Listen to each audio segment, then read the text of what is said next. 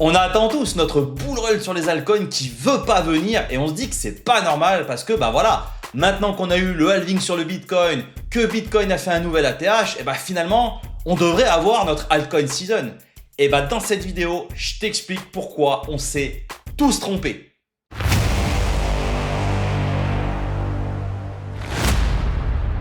Et bonjour à tous et bienvenue sur la chaîne d'un passionné crypto, mais surtout pour des passionnés crypto. La team, j'espère que vous vous portez à merveille, c'est toujours un régal de vous retrouver sur ma chaîne YouTube.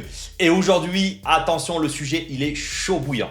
Parce que là, j'ai décidé de lancer un petit pavé dans la mare et ça risque de piquer, surtout au niveau des attentes que certaines personnes avaient sur ce marché crypto. Mais bien sûr, avant de démarrer, je t'invite à vraiment liker cette vidéo, abonne-toi à la chaîne, c'est totalement gratuit. Il y a encore plus de 60% des personnes qui regardent mes vidéos et qui ne s'abonnent pas. Ça coûte rien, c'est gratuit, ça soutient mon travail. Donc vraiment, pense à lâcher le like, l'abonnement et partage si cette vidéo, elle te fait kiffer. Alors c'est vrai que souvent on parle vraiment que ce marché crypto, il a une cyclicité, qu'il est drivé par le halving du Bitcoin qui, je te le rappelle, a lieu tous les 4 ans, tous les 210 000 blocs. Et puis on trouve normal que tous les 4 ans, quelque part, on ait notre bull run et que tout le monde arrive un peu à faire de l'argent sur ce marché crypto. Et en effet, ça fait 3 cycles déjà que ça se produit, ça fait 3 cycles que même si on a des petites temporalités différentes, eh bien qu'on a le Bitcoin qui fait son bull run, le Bitcoin qui casse son ATH et les altcoins qui suivent quelques temps après. Sauf que sur ce cycle, c'est pas du tout la même pilule et là, on commence à avoir un petit doute qui s'installe, voire même certains parlent de bear market, alors qu'on n'a encore pas eu d'alt season, tu vois, même si le marché des altcoins, et je vais te montrer juste après, il a bien progressé, on reste un petit peu sur notre faim et on s'attendait à mieux, tu vois, par rapport aux différents cycles qu'on a eu précédemment, notamment le cycle de 2021. Allez, avant d'aller plus loin, j'ai le plaisir de vous présenter le partenaire de cette vidéo qui est le site Crypto News. Crypto News, c'est l'un des sites de référence dans le milieu des crypto-monnaies et du Bitcoin. Mais pas que, car sur ce site, tu vas également retrouver des articles et des rubriques qui vont traiter des sujets comme la bourse traditionnelle, le gold et même les ETF. C'est le site parfait et ça, que tu sois un passionné de crypto-monnaie ou du marché financier traditionnel. Sur Crypto News, tu vas retrouver tous les jours les dernières news de l'écosystème et tu vas pouvoir t'informer et lire des articles détaillés sur les tendances crypto et les préventes prometteuses. Donc si tu aimes dénicher les dernières pépites avant tout le monde, très clairement sur Crypto News, tu vas te régaler. Et ce n'est pas tout, car tu vas également pouvoir t'informer et te former surtout à tout ce qui est la technique en crypto comme le lending, le staking et le farming. Et tu vas même pouvoir profiter des dernières opportunités avec les airdrops gratuits. Après, si tu es un petit peu chaud au niveau timing, écoute, n'hésite pas à rejoindre leur canal Telegram qui lui aussi est gratuit. Et là, tu vas avoir le récap journalier de tout ce qui s'est passé. Donc vraiment, pour ne rien rater, écoute, n'hésite pas à te rendre sur ce site. Je te mets le lien en commentaire épinglé et en description de la vidéo. Vas-y, fonce. Moi aujourd'hui, j'ai décidé de te donner un petit peu une autre vision et qui pourrait expliquer notamment pourquoi aujourd'hui ce marché, il est tel qu'il est. Déjà, je vais revenir rapidement sur le cycle de Bitcoin avec son histoire de halving qui a lieu tous les 4 ans. Aujourd'hui, le consensus, donc nous, on a une certitude et on se dit, ok, quand le halving il arrive, on divise les récompenses des mineurs par 2, on augmente la rareté de Bitcoin avec une demande qui est croissante, donc on est obligé de connaître une forte augmentation du prix sur Bitcoin.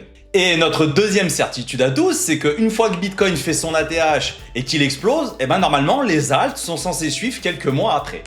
Sauf qu'aujourd'hui, c'est pas ce qu'on constate. Et en regardant un petit peu des vidéos de macroéconomie de mes confrères youtubeurs, il y a 2 indicateurs qui m'ont vraiment interpellé.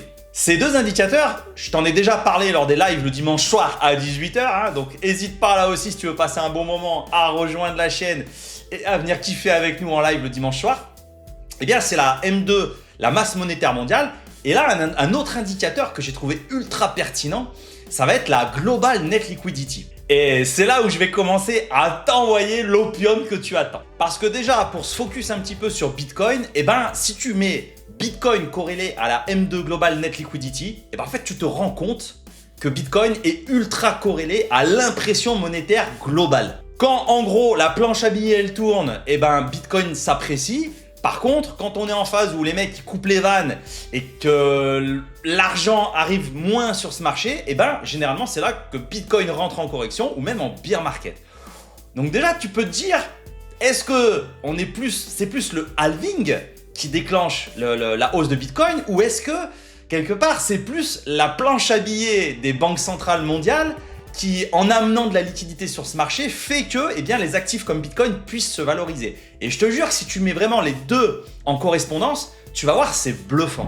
Et si j'ai envie de pousser le délire un peu plus loin, est-ce que finalement, c'est pas une métrique que Satoshi Nakamoto a pris en compte quand il a réglé le halving de Bitcoin tous les 4 ans? Parce qu'en fait, si tu te concentres vraiment sur cette métrique, bah tu te rends compte généralement que toutes les 4 ans, sur la masse monétaire globale, on a des phases d'impression monétaire qui reviennent avec, derrière, après ces 4 années, eh ben, des phases de correction. Et c'est assez flagrant de se dire finalement, oui, il y a le halving, mais qui tombe étonnamment en même temps qu'une impression monétaire globale.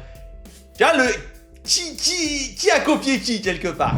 Et si on se focus vraiment sur le deuxième indicateur qui est beaucoup plus précis, notamment au niveau des marchés financiers, donc qui est la Global Net Liquidity, donc c'est vraiment l'argent investi sur les marchés financiers, et ben là c'est encore plus flagrant. Parce que si tu le corrèles au Total 3, donc qui est juste le marché des alts sans Bitcoin, et ben tu te rends bien compte en regardant les deux graphes que de 2020 à 2022, il y a eu une injection massive de liquidité dans les marchés. Et regarde ce qui s'est passé sur les alts, explosion incroyable. Par contre, de 2022 à 2024, tu regardes, cet argent elle a été retiré des marchés et là on a connu notre bear market.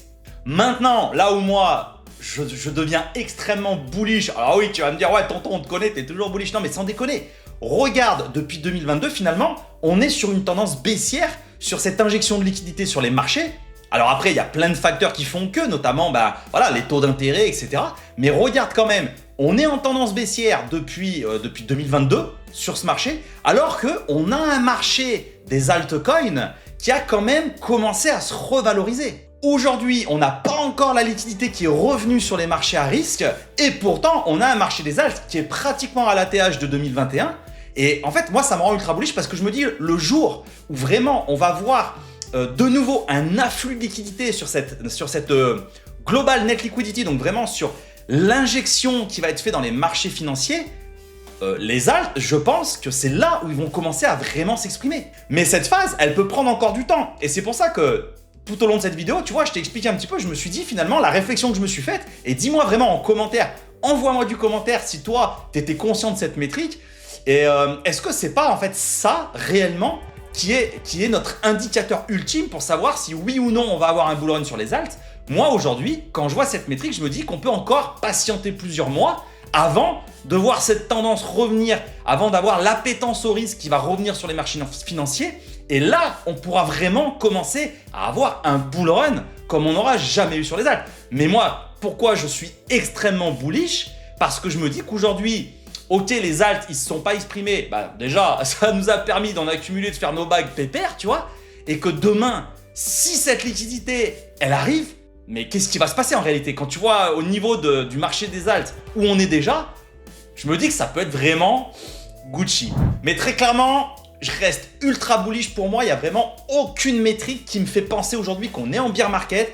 Je pense simplement que la cyclicité va être un petit peu mise à mal et que finalement tous ceux qui attendaient d'avoir un bull run vraiment 8 mois, 10 mois après le halving, etc.